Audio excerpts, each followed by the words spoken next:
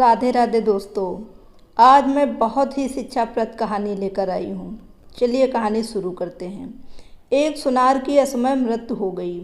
उसकी शादी हो चुकी थी और उसे एक छोटा बेटा भी था। उसका बेटा कुछ 7-8 साल का होगा। सुनार के गुजर जाने के बाद उसकी सेविंग के सहारे इन दोनों ने कुछ साल बिताए। सेविंग खत्म होने के बाद सुनार की पत्नी ने अपने संभाल के रखे हुए गहने की पोटली अपने बेटे को दी और उसे अपने एक रिश्तेदार का पता बताया और कहा कि हमारे ये रिश्तेदार भी सुनार हैं, इसलिए वह हमारा भला ही चाहेंगे और हमें इन गहनों के बदले सही और उचित दाम देंगे। तुम उनके पास जाओ और इन्हें बेच के आओ। बेटा माँ के समझाए अनुसार अपने रिश्तेदार सुनार के दुकान पर पहुँच गया। गहनों की पोटली उन्हें देते हुए सारी घटना बताई और सुनार के जवाब का इंतज़ार करने लगा।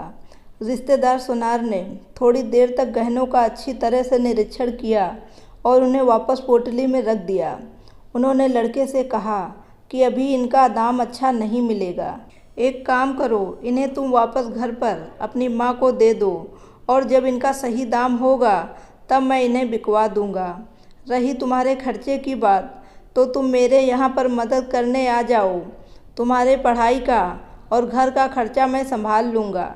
लड़के ने उस दिन के बाद कई सालों तक अपने रिश्तेदार सुनार के यहाँ काम किया और साथ में पढ़ाई भी की। यहाँ पर काम करते करते वह सारा काम भी सीख गया और सोने चांदी को परखना भी। एक दिन सुनार ने लड़के से कहा, अब सही दाम है, इसलिए तुम वो गहनों की पोटली लेकर आओ।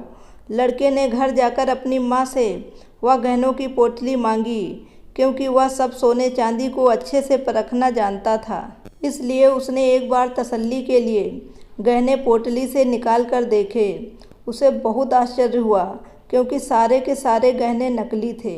वह निराश होकर सुनार की दुकान पर पहुंचा। उसने जाते ही सुनार से प्रश्न किया, आपने मुझे तभी क्यों नहीं बताया कि गहने नकली हैं?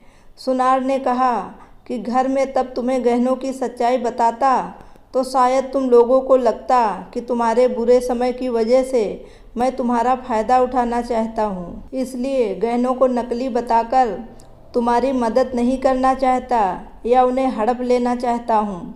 इसलिए मैंने तुम्हारी मदद की और सही समय आने का इंतज़ार किया कि तुम्हें सारी सच्चाई बता सकूं। लड़के की आंखों में अपने रिश्तेदार सुनार के लिए कृतज्ञता के आंसू थे।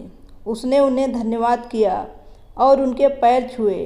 दोस्तों, हमसे भी कई लोग कहते हैं कि रिश्तेदार मतलबी होते हैं या रिश्तेदार हमारे काम नहीं आते।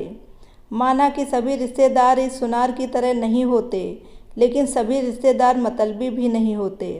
हम अपने रिश्तेदारों के लिए खुद अच्छे रिश्तेदार बनेंगे, तभी तो हमें दूसरों से अच्छाई मिलेगी। दोस्तों, उम्मीद करती हूँ ये कहानी आपको पसंद आई होगी।